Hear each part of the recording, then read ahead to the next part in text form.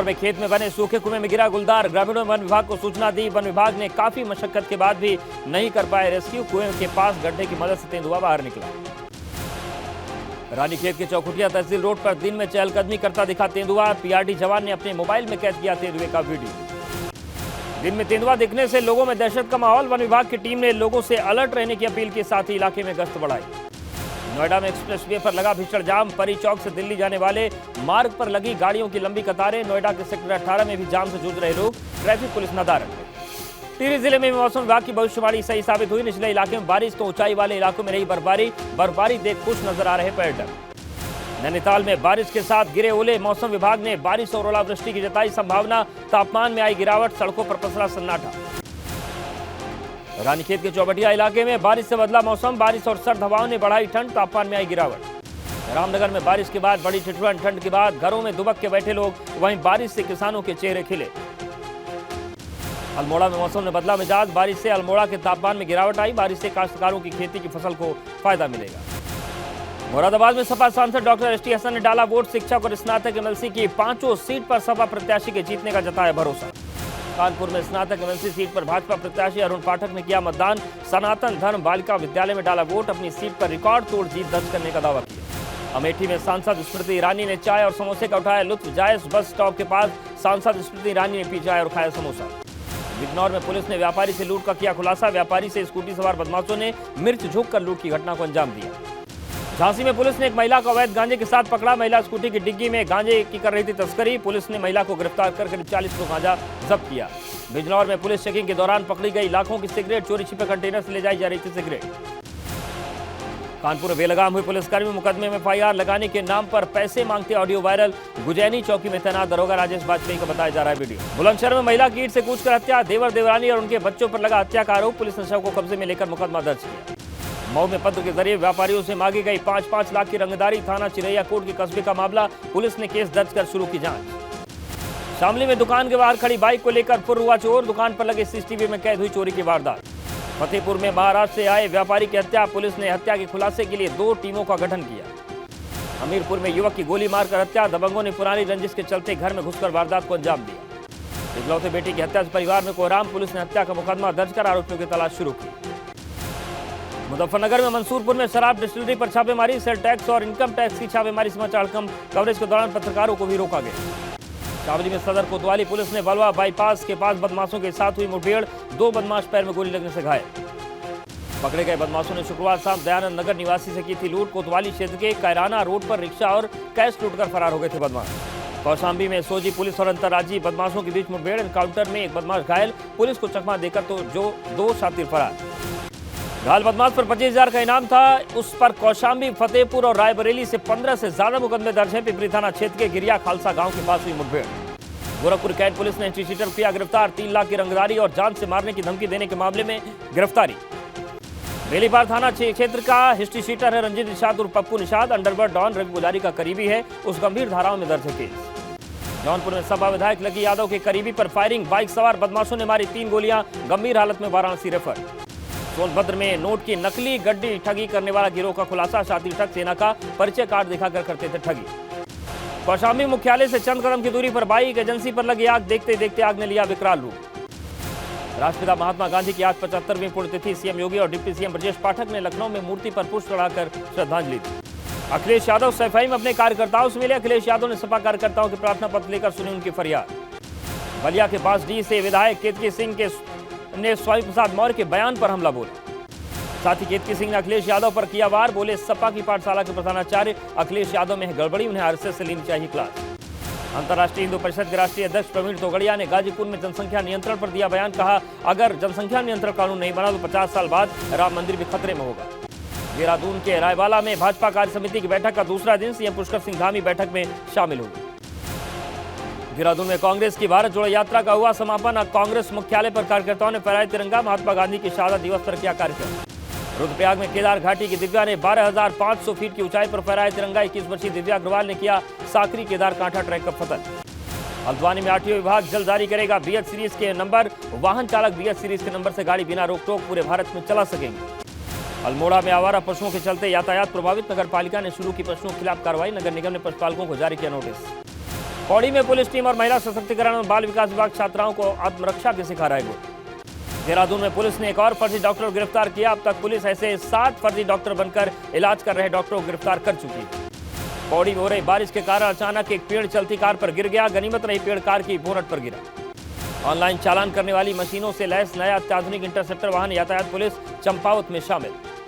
विकासनगर में 3 किलो 400 ग्राम अवैध गांजे के साथ 2 आरोपी गिरफ्तार। दोनों पर एनडीपीएस एक्ट के तहत मुकदमा दर्ज। पकड़े गए दोनों आरोपी यूपी और बिहार के बताए जा रहे हैं। वाराणसी में काशी विश्वनाथ मंदिर में तिरुपति की तर्ज पर होगा प्रसाद वितरण। मंदिर प्रशासन प्रसाद वितरण की तैयारियों में जुटा है। अमरोहा में सपा और भाजपा कार्यकर्ताओं में तीखी नोकझोंक। सपा ने भाजपा विधायक पर लगाया धांधली का आरोप। हसनपुर ब्लॉक परिसर का मामला। जालौन में जिला अदालत के गेट पर धरने पर बैठे अधिवक्ता 6 सूत्री मांगों को लेकर उत्तर प्रदेश सरकार के खिलाफ जमकर नारेबाजी की। लखनऊ में नेचर एंड बर्ड फेस्टिवल के लोगों का अनावरण। कार्यक्रम में पर्यटन और संस्कृति मंत्री जयवीर सिंह रहे मौजूद। महोबा जिले में आयोजित होगा कार्यक्रम। उन्नाव में कैलकुलेटर से भी तेज छात्र का माइंड। उन्नाव के गूगल बॉय का वीडियो वायरल। कक्षा 3 का छात्र धैर्य सिंह मैथ्स के सवालों का पल भर में जवाब दे देता है। अंडर 19 महिला वर्ल्ड कप में भारत की शानदार जीत के बाद बुलंदशहर के सिकंदराबाद में जश्न का माहौल। भारत जोड़ो यात्रा के समापन पर श्रीनगर में कांग्रेस दफ्तर पर राहुल गांधी ने फहराया तिरंगा। इस दौरान कांग्रेस अध्यक्ष मल्लिकार्जुन खड़गे भी मौजूद रहे। महात्मा गांधी की पुण्यतिथि पर पीएम मोदी ने दी श्रद्धांजलि। राजघाट पर महात्मा गांधी को किया नमन। वीएचपी के सचिव शरण पंपवेल ने की विवादित टिप्पणी। कर्नाटक के तमकुर के बजरंग दल के शौर्य कार्यक्रम में कहा 59 कार सेवकों की हत्या का बदला लेने की 2000 लोगों की हत्या की। रामचरितमानस को लेकर विवाद बढ़ रहा है। एक तरफ स्वामी प्रसाद मौर्य ने उनका विरोध करने वालों को अपशब्द कहा तो उनके समर्थन में उतरे कार्यकर्ता मर्यादा ही लांघ गए। रविवार को श्री रामचरितमानस के पन्नों की प्रतियां जलाई गई थी। इस मामले में भाजपा अल्पसंख्यक मोर्चा के सतनाम सिंह लवी की शिकायत पर पीजीआई थाना में सपा नेता स्वामी प्रसाद मौर्य सहित 10 पर नामजद मुकदमा दर्ज हुआ है। वायरल वीडियो के आधार पर पुलिस ने इस केस से जुड़े 5 लोगों को गिरफ्तार कर लिया है। सभी पर धार्मिक भावना भड़काने सहित अन्य धाराएं लगाई गई हैं। समुचित धाराओं में अभियोग पंजीकृत किया गया। नामित अभियुक्तगण में से 5 अभियुक्तों की गिरफ्तारी कर न्यायिक हिरासत में भेजा गया है। साथ ही पुलिस पूरी तरह से तमाम विवादों के बीच सपा नेता स्वामी प्रसाद मौर्य का एक और नया ट्वीट आया है जिसने सियासी टेंशन बढ़ा दी है। ट्वीट में लिखा गया है कि आप कैसे बाबा हैं, सिर तन से जुदा करने की सुपारी दे रहे हैं। श्राप देकर भी तो भस्म कर सकते थे। 21 लाख रुपए भी बचता, असली चेहरा भी बेनकाब न होता। मानस पर छिड़ी महाभारत फिलहाल थमने का नाम नहीं ले रही है। पिछले 10 दिनों से स्वामी प्रसाद के बयान पर सियासी पारा चढ़ा हुआ है। दिन बीतने के साथ साथ बयानों की तल्खी बढ़ती जा रही है। इन सब के बीच स्वामी प्रसाद अपने बयान पर कायम। भारी विरोध के बाद भी रामचरितमानस पर विवादित बयान देने वाले सपा नेता स्वामी प्रसाद मौर्य अपने स्टैंड पर कायम है। रविवार को पवित्र ग्रंथ की प्रतियां जलाने पर स्वामी प्रसाद मौर्य समेत 10 लोगों के खिलाफ नामजद मुकदमा हुआ, जिसमें 5 लोगों को गिरफ्तार भी किया गया। अब स्वामी प्रसाद मौर्य इस एफआईआर को ही गलत बता रहे हैं। सम्मान की बात करना अपराध नहीं है। किसी आपत्तिजनक टिप्पणी को निकालने की मांग करना ये भी अपराध नहीं है। रामचरितमानस को लेकर जिस तरह से स्वामी प्रसाद मौर्य ने आपत्तिजनक टिप्पणी की, उसी अंदाज में हनुमानगढ़ी के पुजारी राजू दास ने भी उनके खिलाफ तल्ख टिप्पणी की थी, जिस पर स्वामी प्रसाद मौर्य ने तीखा पलटवार किया है। इनको अपने तप और पूजा पर भरोसा है। इनको अयोध्या में बैठे बैठे मिर्च को श्राप देना चाहिए। कहा कि 21 लाख रुपया खर्चा कर रहे हैं। इसका मतलब है उनका 21 लाख रुपया भी बच जाएगा। समाजवादी पार्टी में राष्ट्रीय महासचिवों में एक भी सवर्ण नेता को शामिल न किए जाने पर स्वामी प्रसाद मौर्य ने 2017 का हवाला देते हुए बीजेपी पर हमला बोला। में चुनाव हुआ, भाजपा की सरकार आई। 5 कालिदास मार्ग मुख्यमंत्री आवास को यही भाजपा के लोगों ने गंगा जल से भिजवाया। क्यों? इसलिए कि अखिलेश यादव शूद्र समाज के अहिर जात में पैदा हुए। अब सवाल यह है कि क्या कोई सियासी प्लान के तहत सपा के स्वामी ताबड़तोड़ बयानों की बरसात कर रहे हैं? स्वामी प्रसाद मौर्य के रामचरितमानस को लेकर बयान पर मचे सियासी घमासान में अब बहुजन समाज पार्टी प्रमुख मायावती की भी एंट्री हो गई। बसपा प्रमुख मायावती ने ट्वीट कर रामचरितमानस विवाद को लेकर भारतीय जनता पार्टी के साथ ही सपा को भी घेरा और एक दूसरे को पूरक बताया। उन्होंने कहा कि रामचरितमानस की आड़ में सपा का भी वही राजनीतिक रंग रूप दुखद और दुर्भाग्यपूर्ण है। रामचरितमानस पर स्वामी प्रसाद मौर्य के बयान पर हमलावर बीजेपी नेता केतकी सिंह ने समाजवादी पार्टी को आरएसएस की क्लास लेने की नसीहत दे डाली। उत्तर प्रदेश सरकार में कैबिनेट मंत्री डॉक्टर संजय निषाद ने समाजवादी पार्टी को राम विरोधी और धर्म विरोधी बताया है। अधर्मी लोगों के लिए पार्टी बनी है, कि जो इस तरीके की बयानबाजी दे। और उसका मैंने बता दिया कि आज के दिन में जनता जान चुकी है कौन क्या है और क्या सही है क्या गलत है, इसीलिए जनता इन लोगों से दूर है और हम लोगों के साथ है। इधर बीजेपी के खिलाफ मोर्चा खोलने वाले महान दल के अध्यक्ष केशव देव मौर्य ने स्वामी प्रसाद मौर्य और सपा के स्टैंड पर तल्ख टिप्पणी की है। देखिए, अखिलेश जी गलत लाइन पे जा रहे हैं। तल्ख बयानों से जाहिर है कि सियासी बवाल अभी और बढ़ेगा। रामचरितमानस पर छिड़ी जंग थमने का नाम नहीं ले रही। अखिलेश यादव ने रामचरितमानस पर फिर से भाजपा पर निशाना साधा। अखिलेश यादव फिरोजाबाद में एक निजी कार्यक्रम में पहुंचे, जहां उन्होंने एक बार फिर से रामचरितमानस को लेकर भाजपा पर निशाना साधा। अखिलेश यादव ने कहा, भाजपा जानबूझकर महंगाई पर बात नहीं कर रही। साथ ही उन्होंने कहा कि मुख्यमंत्री सदन में शूद्र कौन है, इसका स्पष्टीकरण मांगेंगे। कि रामचरितमानस पर और खासकर शूद्र पर मैं सीधा मुख्यमंत्री से पूछूंगा कि भाई मुख्यमंत्री जी बताएं हमें सदन में कि शूद्र कौन कौन है। ये सवाल हमारा आपका नहीं है, ये सवाल धार्मिक लोगों का है। रामचरितमानस पर छिड़ी जंग लगातार बढ़ती जा रही है। स्वामी प्रसाद मौर्य अपने बयान पर कायम हैं, तो वहीं अखिलेश यादव भी अडिग हैं। फिरोजाबाद में अखिलेश यादव ने कहा कि वो भगवान विष्णु के सभी अवतारों को मानते हैं। तो भगवान राम कृष्ण जितने भी भगवान, और पहली बार नहीं कह रहा हूँ मैं, भगवान विष्णु के जितने अवतार हैं मैं उनको मानता हूँ, हमें किसी पे आपत्ति नहीं है। फिरोजाबाद जाने से पहले अखिलेश यादव ने इटावा में पार्टी कार्यकर्ताओं से मुलाकात की और उनकी समस्याएं सुनी। बात करते हैं अखिलेश यादव की। उन्होंने राष्ट्रीय कार्यकारिणी में सियासी समीकरण साधने का काम किया। निगम चुनाव से पहले बड़ी चाल चली। सपा की राष्ट्रीय कार्यकारिणी के ऐलान के बाद से ये साफ हो गया है कि पार्टी पिछड़ों, दलितों और मुस्लिमों के ही समीकरणों पर राजनीति करेगी। पार्टी में यादवों, मुसलमानों के अलावा पिछड़ों का बोलबाला होगा। अखिलेश यादव ने राष्ट्रीय कार्यकारिणी में 64 नामों का ऐलान किया है, जिसमें 10 यादव, 9 मुस्लिम, 5 कुर्मी, 4 ब्राह्मण, 7 दलित और 16 अति पिछड़े वर्ग के लोग शामिल हैं। ये वर्ग मैंने कहा हर वर्ग के बीच में समाजवादी पार्टी जाएगी, क्योंकि जो काम समाजवादी पार्टी ने करके दिखाया। सपा की पिछली कार्यकारिणी में 55 नाम शामिल थे, लेकिन इस बार कार्यकारिणी में पिछड़े वर्ग के लोगों को ज्यादा तवज्जो दी गई है। वजह साफ है, निगम चुनाव से पहले सपा पिछड़ा वर्ग को साधने की कोशिश कर रही है, लेकिन हैरानी की बात है कि इस बार कार्यकारिणी में ठाकुरों के लिए कोई जगह नहीं बची है, जिस पर सपा विधायक ओम प्रकाश सिंह का ट्वीट भी सामने आया है, जिसमें उन्होंने लिखा, ये अलग बात है, मैंने कभी जताया नहीं, मगर तू यह न समझ कि तूने दिल दुखाया नहीं। इस ट्वीट को ओम प्रकाश सिंह की नाराजगी के साथ जोड़कर देखा जा रहा है। हालांकि इसके बाद ओम प्रकाश सिंह ने अपना ट्वीट डिलीट कर दिया है। गोरखपुर के गोरखनाथ मंदिर में हमला करने वाले मुर्तजा अब्बास के खिलाफ एनआईए कोर्ट ने सजा का ऐलान कर दिया है। अदालत ने अहमद मुर्तजा अब्बासी को फांसी की सजा सुनाई है। मुर्तजा पर यूएपीए के तहत मामला दर्ज हुआ था और उसे आतंकी माना गया था। सोमवार को सुनवाई के लिए आतंकी मुर्तजा अब्बास को कड़ी सुरक्षा में लखनऊ में एनआईए एटीएस की अदालत में लाया गया। लगातार 60 दिन की रिकॉर्ड सुनवाई के बाद आज सजा का ऐलान हुआ, जिसमें धारा 121 आईपीसी के तहत फांसी की सजा और धारा 307 के तहत पुलिस पर हमला करने के आरोप में उम्र कैद की सजा सुनाई गई। फांसी की सजा सुनाए जाने के बाद मुर्तजा के घर पर सन्नाटा पसर गया है। कोई हलचल चहल पहल नहीं दिखाई दे रही है और अब इस घर में अहमद मुर्तजा अब्बासी को फांसी की सजा सुनाई जाने के बाद से पूरी तरह से सन्नाटा पसरा हुआ। मुर्तजा ने अप्रैल 2022 में गोरखनाथ मंदिर पर हमला किया था और 4 अप्रैल को मंदिर की सुरक्षा में तैनात पीएसी जवानों पर हसिया से हमला किया और उनके हथियार और राइफल छीनने की कोशिश भी की थी। इस दौरान हसिया लेकर मुर्तजा ने मंदिर परिसर में धार्मिक नारे लगाए थे, जिससे लोगों के बीच अफरा तफरी मच गई। इसी बीच एक जवान ने मुर्तजा के हाथ पर बांस से प्रहार किया, जिसके बाद उसे पकड़ लिया गया। अहमद मुर्तजा को कोर्ट ने फांसी की सजा सुना दी है और इसी वैन में है। अब उसे यहाँ से जेल ले जाया जाएगा और मुर्तजा के खिलाफ, देश के खिलाफ जंग छेड़ने की धारा में कार्रवाई की गई थी। उत्तराखंड में कहीं बारिश तो कहीं बर्फबारी हो रही है। बर्फबारी के बाद जनजीवन पूरी तरह से अस्त व्यस्त हो गया है। पहाड़ पर बर्फ की सफेद चादर बिछ चुकी है। आसमान के गिरते बर्फ के फाहे बाबा केदार का अभिषेक कर रहे हैं। तस्वीरें केदार नगरी की हैं, जहां पर 6 फीट तक बर्फ जमी है। रुद्रप्रयाग के ऊंचाई वाले इलाकों में बर्फबारी से पारा लुढ़क गया है। बर्फ ने सब कुछ अपने आगोश में ले लिया है। वहीं गंगोत्री और यमुनोत्री धाम में भी बर्फबारी हुई है। मां गंगा का मंदिर बर्फबारी से चांदी की तरह चमक रहा है। भैरव घाटी, मुखीमठ, हर्षिल, झाला और सुखी टॉप में वादियों में सफेद चादर में ढक चुकी है। बर्फ के आपातकाल की तस्वीर जोशीमठ के औली की है। हर तरफ बर्फ की सफेद चादर बिछ चुकी है, जिसके बाद सैलानियों के चेहरे खिल उठे हैं। उधर बड़कोट में स्नोफॉल की वजह से जनजीवन पूरी तरह से प्रभावित हो गया है। रोड बंद हो चुके हैं। यमुना घाटी से जिला मुख्यालय को जोड़ने वाला बड़कोट उत्तरकाशी मार्ग राठी टॉप से बंद है। जेसीबी की मदद से बर्फ को हटाने के काम चल रहा है। विकासनगर के चक्राता में बर्फबारी से तापमान में भारी गिरावट आई है। पूरा बाजार बर्फ से ढक गया है। लोग घरों में दुबकने को मजबूर है। बर्फबारी से मौसम बदल गया है। ठंड का प्रकोप बढ़ गया है। बर्फ के गिरते फाहों के बीच जिंदगी कुदरत के आगे मजबूर है और पहाड़ पर सफेद आफतकाल अभी थमने वाला नहीं है, क्योंकि मौसम अभी और परीक्षा लेगा। पहाड़ पर हो रही बर्फबारी के बीच चमोली से डराने वाली तस्वीर सामने आई है, जिसके बाद हर कोई दहशत में।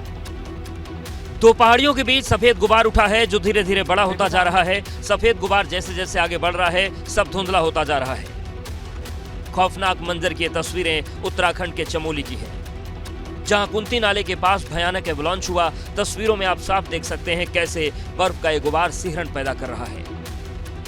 दरअसल मलारी गांव के पास कुंती नाला है, जहां हिमस्खलन हुआ, जिसका वीडियो स्थानीय लोगों ने अपने कैमरे में कैद किया। बताया जा रहा है कि सोमवार सुबह करीब 7:30 बजे ग्लेशियर का एक हिस्सा टूटा और पूरा का पूरा हिस्सा नीचे आ गया।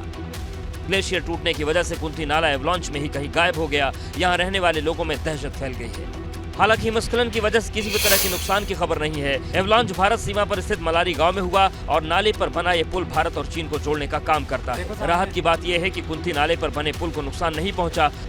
उत्तराखंड के पहाड़ी इलाकों में सुबह से ही बर्फबारी हो रही है और इसी बर्फबारी के बीच ये तस्वीर होश उड़ाने वाली है। एवलांच की इस भयंकर तस्वीर ने सबकी नींद उड़ा दी है। बर्फ के इस गुबार में अगर कोई चपेट में आ जाता तो भारी नुकसान हो सकता था। देहरादून में भाजपा की प्रदेश कार्य समिति की बैठक हुई, जिसमें जोशीमठ में हो रहे प्रदर्शन को लेकर भाजपा प्रदेश अध्यक्ष ने बड़ा बयान दिया। प्रदेश कार्य समिति की बैठक के दूसरे दिन में केंद्र और राज्य सरकार की योजनाओं पर चर्चा हुई और कैसे समाज के अंतिम व्यक्ति तक इनका लाभ पहुंचाया जाएगा, इस पर मंथन किया गया। साथ ही सरकार के मंत्रियों के कामकाज की समीक्षा की गई। कार्य समिति की बैठक में जोशीमठ और चारधाम यात्रा पर बात हुई, जिस पर मुख्यमंत्री पुष्कर सिंह धामी ने कहा कि चारधाम यात्रा निर्धारित समय पर ही चलेगी। संकल्प लिया गया है कि हम चारधाम यात्रा को पूर्व की भांति, जैसे पिछले वर्ष एक रिकॉर्ड के रूप में हमारी चारधाम यात्रा चली थी और एक रिकॉर्ड बना था। वह इस कार्य समिति की बैठक में भाजपा प्रदेश अध्यक्ष महेंद्र भट्ट ने जोशीमठ में हो रहे प्रदर्शन पर बड़ा बयान दिया। महेंद्र भट्ट ने दावा किया कि उनके पास ऐसी रिपोर्ट है कि जोशीमठ में जो आंदोलन कर रहे हैं उनमें वामपंथी दल आयसा की भूमिका है। सरकार प्रत्येक प्रभावित व्यक्ति को उसकी मदद करने के लिए कटिबद्ध है, उनकी समस्याएं सुन रही है और क्योंकि सीमावर्ती क्षेत्र है। वहीं देहरादून में जोशीमठ को लेकर हाई पावर कमेटी की बैठक हुई, जिसमें विस्थापन, पुनर्वास और मुआवजे को लेकर प्लान तैयार किया गया। 134 दिनों से चल रही राहुल गांधी की भारत जोड़ो यात्रा का सोमवार को श्रीनगर के शेर कश्मीर स्टेडियम में समापन हो गया।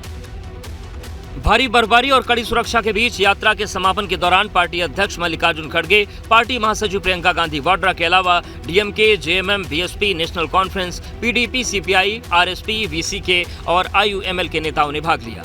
यात्रा के समापन समारोह के दौरान लगातार हो रही बर्फबारी के बीच राहुल गांधी ने कश्मीर का पारंपरिक लिबास फिरन पहना हुआ था। जनसभा में राहुल गांधी ने महात्मा गांधी को यात्रा का श्रेय देते हुए कहा कि उन्होंने गांधी जी से ही बिना डरे जीना सीखा। बर्फ की बौछार के बीच खुले में भाषण देते राहुल गांधी ने भाजपा नेताओं को भी यात्रा करने की चुनौती दी। मोदी जी हैं, अमित शाह जी हैं, आरएसएस के लोग हैं, उन्होंने हिंसा नहीं देखी। डरते हैं नहीं, डरते हैं। देखिए, भारत जोड़ो यात्रा का समापन हो चुका है। अब देखना है आगे किस तरीके से राहुल गांधी अपने राजनीति को लेकर बढ़ते हैं। 2024 लोकसभा चुनाव में कितना असर इस पूरी यात्रा का पड़ता है। इसके पहले राहुल गांधी और उनकी बहन प्रियंका गांधी वाड्रा ने श्रीनगर में हो रही बर्फबारी का लुत्फ उठाया और जमकर मस्ती की। बर्फबारी होते देख राहुल गांधी और प्रियंका गांधी के चेहरे खिल उठे। उन्होंने एक दूसरे पर बर्फ के गोले फेंके। दिल्ली एनसीआर समेत उत्तर भारत के कई इलाकों में बारिश और बर्फबारी ने मौसम का मिजाज बिगाड़ दिया है। श्रीनगर शहर में 5 इंच तक बर्फ की मोटी चादर जम गई, तो गुलमर्ग, पहलगाम और दूसरे ऊंचाई वाले इलाकों में लगभग 3 फीट तक बर्फबारी हुई है, जिसकी वजह से नेशनल हाईवे समेत कई रास्तों को बंद करना पड़ा। तो खराब विजिबिलिटी की वजह से श्रीनगर एयरपोर्ट पर उड़ानें भी प्रभावित रही। सोमवार सुबह कोई भी विमान एयरपोर्ट पर न तो लैंड कर सका और न ही उड़ान भर सका। बर्फबारी की वजह से पारा गिर गया है और श्रीनगर का न्यूनतम तापमान -0.2, तो पहलगाम में -1.4 और गुलमर्ग में तापमान -4.6 डिग्री सेल्सियस रहा। बर्फबारी की वजह से जम्मू कश्मीर यूनिवर्सिटी परीक्षा स्थगित कर दी गई। परीक्षा की नई तारीख फिलहाल तय नहीं है। हिमाचल प्रदेश के नरकंडा में भारी बर्फबारी हो रही है। जहां देखो वहां पर बर्फ की मोटी परत जमी है। जो पर्यटक बर्फबारी का आनंद लेने शिमला पहुंचे थे, वो ज्यादा बर्फबारी होने की वजह से होटल के कमरों में बंद हो गए हैं। इसके अलावा हिमाचल प्रदेश के शिमला, लाहौल स्पीति, चंबा, किन्नौर, चांसल वैली का भी नजारा देखने लायक है। बर्फबारी के बाद चारों तरफ बर्फ की मोटी परत जमी हुई दिखाई दे रही है। केंद्रीय मंत्री और अमेठी सांसद स्मृति ईरानी सोमवार को एक दिवसीय दौरे पर अपने संसदीय क्षेत्र पहुंची, जहां वो अपने पति जुबिन ईरानी के साथ अपने नवनिर्मित आवास पर आयोजित खिचड़ी भोज में शामिल हुई। सांसद स्मृति ईरानी के साथ राज्य मंत्री मयंकेश्वर सरल सिंह समेत कई बड़े भाजपा नेता शामिल हुए। स्मृति ईरानी के गृह प्रवेश में अमेठी में नए सियासी समीकरण भी बनने लगे हैं। खिचड़ी भोज में शामिल होने के बाद अमेठी सांसद आल्हा गायन में पहुंची, जहां उन्होंने सपा विधायक और गायत्री प्रजापति की पत्नी महाराजी प्रजापति से भी मुलाकात की। दूसरी तरफ 2019 के लोकसभा चुनाव की हार के बाद अमेठी से दूरी बना लेने वाले राहुल गांधी ने एक बार फिर अपने चुनावी क्षेत्र में सक्रियता बढ़ाई है। हाल ही में राहुल गांधी ने अमेठी में 20,000 कंबल बंटवाए थे, तो इससे पहले कोरोना काल में भी राहुल गांधी की तरफ से ऑक्सीजन और दवाइयों की खेप अमेठी भिजवाई गई थी। इसके पहले 19 दिसंबर को स्मृति ईरानी ने कांग्रेस नेता अजय राय के आपत्तिजनक बयान का जवाब देते हुए राहुल गांधी से सवाल पूछा था और लिखा था कि क्या अमेठी से लड़ना पक्का समझूं, दूसरी सीट पर तो नहीं भागेंगे, डरेंगे तो नहीं। वहीं महाराष्ट्र के जलगांव में अखिल भारतीय हिंदू गौर बंजारा एवं लबाना समुदाय के कुंभ कार्यक्रम में समापन हुआ, जिसमें मुख्यमंत्री योगी आदित्यनाथ ने शिरकत की। 25 जनवरी से शुरू हुए बंजारा समाज के कार्यक्रम का आज समापन हो गया। इस कार्यक्रम के जरिए पूरे भारत में बंजारा समाज को एक साथ जोड़ने की कोशिश हुई है। समापन समारोह में सीएम योगी आदित्यनाथ ने शिरकत की। सबसे पहले सीएम योगी आदित्यनाथ ने गुरुद्वारे में मत्था टेका। उसके बाद सीएम योगी ने कार्यक्रम में संबोधित किया। सीएम योगी ने कहा कि सनातन धर्म सबसे प्राचीन धर्म है। सनातन धर्म से छेड़छाड़ मतलब मानवता से छेड़छाड़ करना है। सनातन धर्म के साथ छेड़छाड़ करने का मतलब मानवता के जीवन के साथ खिलवाड़ करना है। कार्यक्रम में मुख्यमंत्री ने धर्मांतरण को लेकर भी निशाना साधा। उन्होंने कहा कि ऐसे में कुंभ देश भर में होने चाहिए, जिससे धर्मांतरण पर रोक लग सके। जो लोग अवैध धर्मांतरण के माध्यम से राष्ट्रांतरण की कुत्सित मंशा के साथ भारत के अंदर कार्य करना चाहते हैं, उनकी मंशा कभी सफल नहीं होने वाली है। इस कार्यक्रम में महाराष्ट्र के मुख्यमंत्री एकनाथ शिंदे और उप मुख्यमंत्री देवेंद्र फडणवीस वीडियो कॉन्फ्रेंसिंग के माध्यम से कुंभ के कार्यक्रम में जुड़े।